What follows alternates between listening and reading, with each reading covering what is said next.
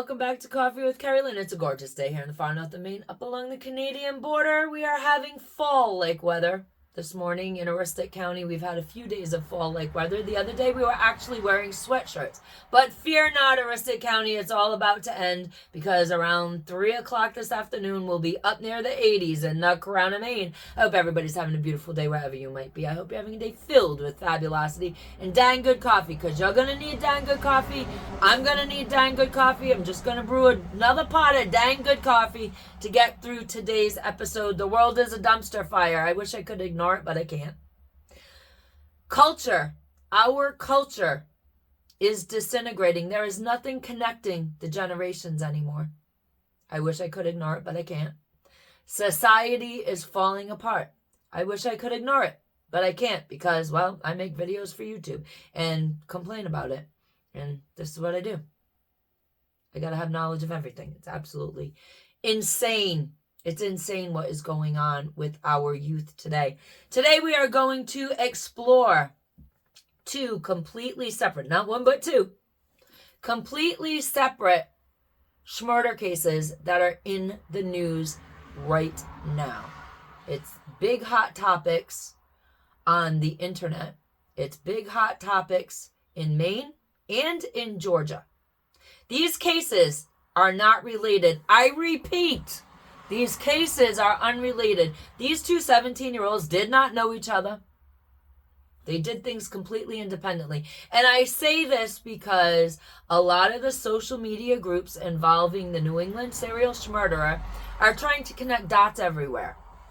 There are no dots to connect between these two youths. They acted completely independently at completely different times of the year, but their cases do hold similarity, which begs us, the adults in the room, to ask the question, what is going on with our youths?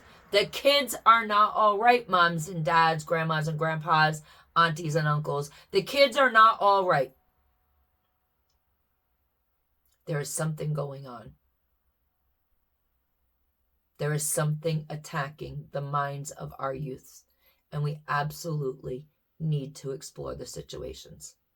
The first case we're going to talk about is 17-year-old Deven Young from Frankfort, Maine. He has been charged. He's in the youth center, in jail. Kid jail. He's at the Long Creek Developmental Youth Facility Center. He's in South Portland, and y'all safe from Deven Young.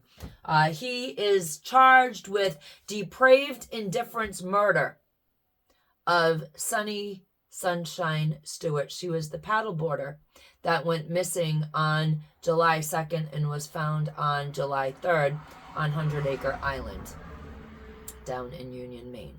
Then we're going to travel all the way down to Carroll County, Georgia, where we are going to explore the case of Sarah Grace Patrick. Now, Sarah Grace Patrick is also in the youth center down in Georgia, so everybody down in Carroll County is safe from Sarah Grace Patrick. And she is accused of murdering her mother, Kristen Brock, and her stepfather, James Brock.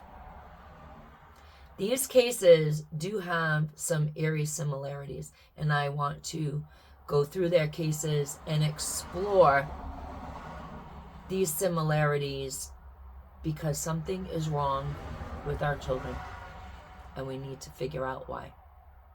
Ladies and gentlemen, beautiful creatures of my world, guys and ghouls, all my information has been gathered from the internet, either on Google, news media outlets, newspapers, interviews with friends and family, and you can find it all by going to Google and typing in these teenagers' names, and all of the information will come up for you like it did for me.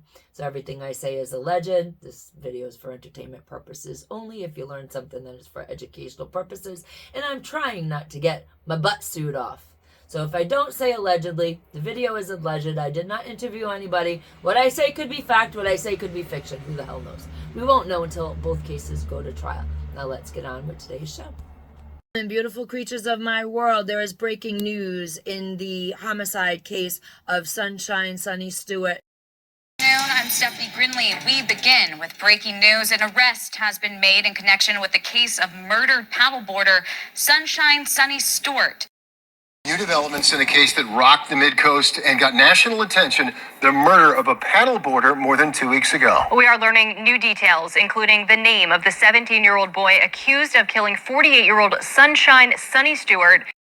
Sunshine Stewart in Union 2 weeks ago, now officially charged with murder. July 2nd, 2025, between the hours of 6 p.m. and 9 p.m., Sunshine Sunny Stewart decided to go paddleboarding in Crawford Pond. She held a seasonal pass at the Micmac campground. Allegedly, there were some young people, some teenagers, on the shore at the campground, and they recollect allegedly seeing Sunshine Stewart, 48 years old, paddleboarding on the pond. On July 3rd, Sunny Stewart was reported missing. Later that day, her body would be found on 100 Acre Pond. Her paddleboard would be jammed into the roots of a tree so that it wouldn't float back out in the pond. Her cause of death, strangulation with blunt force trauma. Sunshine Stewart was the kindness that we all want to see in the world. She made friends with everyone she met. She was kind, she was caring, she was loving, she was giving to her community, both at the Micmac campground and at her residence in Tennants Harbor, Maine. Sunshine Stewart was athletic. She was a carpenter by trade. She was used to hard labor. She was physically fit.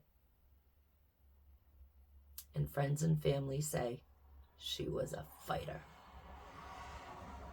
Unfortunately for Sunshine Stewart, while she was staying at the Micmac campground, a schmurderer was staying at the Micmac campground with his family. 17-year-old Deven Young from Frankfort, Maine, has officially been charged with Sunny's murder. He was charged with depraved indifference murder. He's being held at the Long Creek Youth Correctional Facility in South Portland, Maine. Let's call it what it is. It is not a youth development center. It's jail for kids. Society is safe from Deven Young's alleged actions. Why did this young man murder, allegedly, Sunny Stewart? We're not going to know the answer to that until this case goes to trial. Deven and his family's social media has been scrubbed. Neither the family nor Deven's lawyer are giving statements at this time. Deven will turn 18 in September, and it does appear now that the state is going to charge him as an adult. The different people that met Deven, that knew Deven, friends from school, people in his neighborhood, they all have differing opinions on this young man about his behavior. How did Deven Young end up at the Micmac campground? How did his family end up with a seasonal pass? It has been widely reported, go Google, that Deven's family used to stay at a different campground close by. They had a seasonal pass at another campground not far from the Micmac campground. This year they were asked to leave because of Deven's behavior. Allegedly, Deven's mother told the owners of the other campground that Deven was off his medication. It has been alleged, social media, YouTube, Google, news reports, that Deven suffered from mental illness. and was on medication. After a few complaints at the other campground, they asked Deven's family to leave, and that is how Deven's family ended up with a seasonal pass at the Micmac campground. Now, according to the campground owner, Catherine Lunt, Deven was a nice boy. Deven was very helpful, tried to help the other campers out. Very personable young man. He even tried to help the searchers out by sending them to the opposite end of 100 Acre Island, delaying the finding of Sonny Stewart's body by hours. Deven then went home to Frankfort, Maine, where approximately 2 weeks went by. Deven resumed his life as though nothing had happened at that campground. Resumed his life as though no murder had even taken place. He was very active on his social media. There are reports that he was talking back and forth to friends. They asked him how he was. He said he was great. How were you? Everybody's getting ready to live life, go back to school. People that have known Deven most of his life, people that Deven went to school with, they've been interviewed by Fox 23, and they all give differing reports. Deven's best friend said Deven was absolutely not a bully, not a problem person at all. While another person that went to school with Deven said he's been a bully since pre-K. And two other people that went to school with Deven, well, they say he's always in trouble at school for fighting. As I said, until this case proceeds, we're never going to know why Deven Young allegedly took the life of Sunshine Sonny Stewart.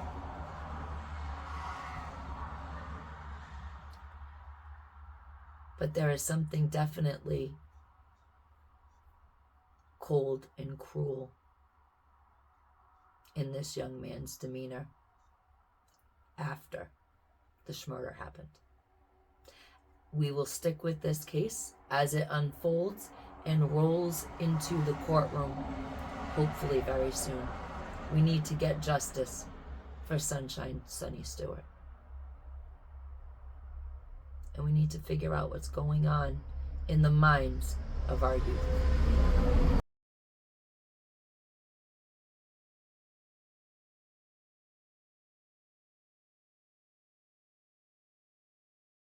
Pull at your heartstrings.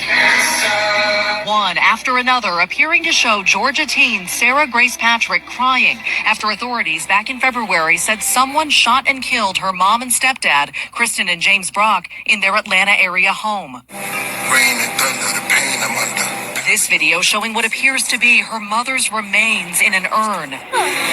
Another includes a link to a GoFundMe. We now move to Carroll County, Georgia, and we're going to be discussing the case of a 17-year-old TikToker, Sarah Grace Patrick, who is now in the youth detentional facility. Let's call it what it is. We're not calling these youth development centers. We are calling these facilities what they are: kid jail. Ladies and gentlemen, beautiful creatures of my world, guys and ghouls, armchair detectives, let's go to Carroll County, Georgia. In February 2025, 17-year-old Sarah Grace Patrick's world was altered forever. Sometime in the night, while she was sleeping, while her 5-year-old sister was sleeping, her mother, Kristen Brock, and her stepfather, James Brock, were shot to death.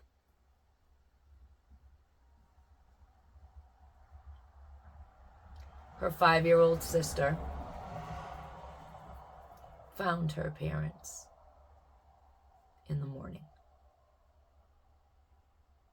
and woke Sarah Grace Patrick out of bed, where Sarah then called 911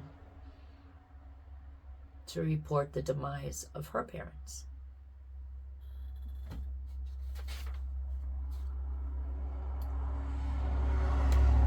A gun was not found at the murder scene, and the gun was never connected directly to Sarah Grace Patrick. Sarah Grace reports to never hearing the 4 gunshots that took the lives of her parents, but her 5-year-old half-sister recalls hearing those gunshots in the night.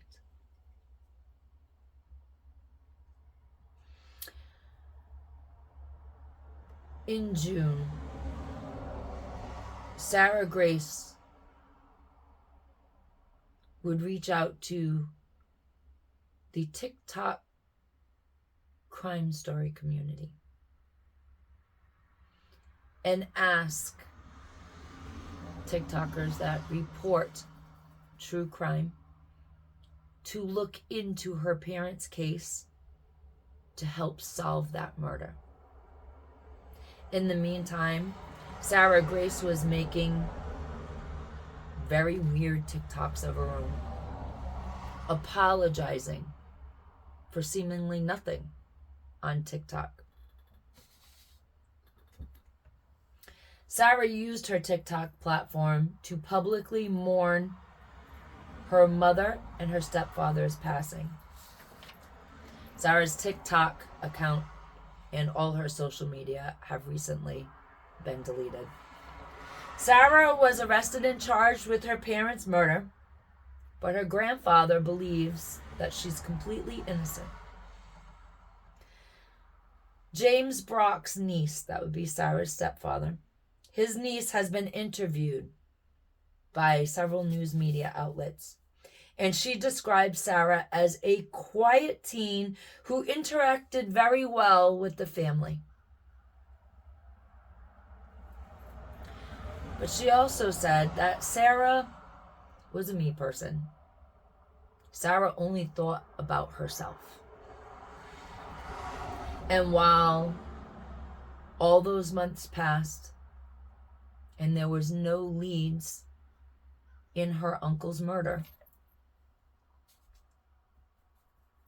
the family started seeing some pretty disturbing and mortifying behavior from Sarah. Sarah gave the eulogy at her parents' funeral, and that eulogy was a cross between an apology for something and an Academy Award acceptance, where Sarah thanked friends, family, named people by names for supporting her. It was that filmed eulogy and Sarah's apology for something that not only alerted police to look at Sarah as a possible murderer, it also drove James Brock's family to believing that Sarah was more than capable of taking her parents' lives. And then Sarah started reaching out to TikTokers, content creators in the true crime community, and one of those creators contacted the police. And Sarah had a meltdown on TikTok and was subsequently arrested. 17 years old. Ladies and gentlemen, beautiful creatures of my world, guys and ghouls, armchair detectives. Once again, another case where we do not know the motive. Sarah had the typical teenage angst with her parents. Boyfriend, parents didn't let her hang out with the boyfriend all the time. We've all been through teenage angst. And we're not schmurderers. We've all been told by parents we can and can't do things with other boys or other girls at the time that we want to do them. And most of us don't go and schmurder our parents. What is going on with the youth in our country? Well, I blame three things. First of all, I blame the parents. Moms and dads, your kids are not all right. You are not supervising these children properly. You are not raising your children with empathy and human connection. You're on the Facebook, the TikTok, the YouTube. They're on their own devices. Secondly, you don't know what they're really doing on the internet. These platforms have depraved content on them, just so that you're clear. It doesn't matter whether your child is 5 or 17. The internet is breaking your children's minds. It is showing your children things that they should not see. All of these apps, all of these platforms, they are brain damaging your children. And parents are putting kids on these platforms, on devices at younger and younger ages. And kids are seeing some horrifying content. And thirdly, we have what I like to call the Gypsy Rose Blanchard phenomenon. For those of you who don't know, Gypsy Rose Blanchard was 23 years old when she plotted and helped to commit the murder of her mother, matricide. She committed matricide. She involved an artistic young man to carry out this murder plot. He got life in prison. Gypsy Rose Blanchard, well, she claimed she was the victim of Munchausen by proxy, which her mother did not have. She got a sentence of 10 years and served 8. When she came out of the pen, she had book deals. Book deals facilitated by Melissa Moore, the smiley-faced killer's daughter. She also had a TV show on Lifetime, Life After Lockup. Now, between the depraved content our youth is consuming on these platforms and seeing a woman who has committed matricide basically get a free pass. Come out with a book deal, fame, fortune. Come out with a TV series, fame, fortune. Gypsy Rose Blanchard is all over social media. She's all over the news. It's a rags to riches story that they want to push. And your kids are watching it. Your kids are not socializing anymore, moms and dads. They're not having friend-to-friend contact, human-to-human contact. They're not empathizing behind these screens. Instead, they're watching content that they think is absolutely hysterical while watching people's lives get destroyed. And that's your fault. It's your fault that our kids are not all right. It's the fault of every parent that lets their kids on the internet unsupervised, gives their teenager a phone, gives their young kids tablets. It's the fault of every grandparent, every auntie, every uncle, every adult in a child's life. That child is not connected to reality anymore. That child is not connecting to real life. That child is not connecting to people that love them. And that is our fault as adults. There are a lot of similarities between the two cases that we just went over, Deven Young's case and Sarah Patrick's case. Both of these 17-year-olds allegedly committed murder. Both of these 17-year-olds had a presence on social media. Both of these 17-year-olds, after the murders took place, went about their lives as though nothing had happened.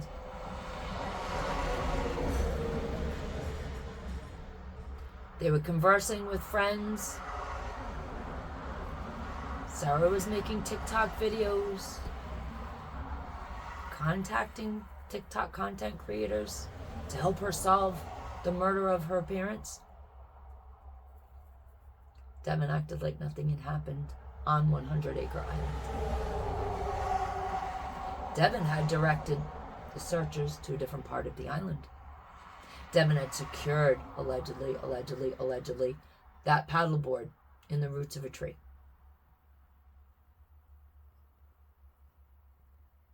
Our kids are being brain damaged by the internet. Our kids are being brain damaged by the content that they're watching. And it's because parents aren't paying attention. Ladies and gentlemen, beautiful creatures of my world, be the kindness that you want to see in the world. And carpe diem, because no one promised you a tomorrow.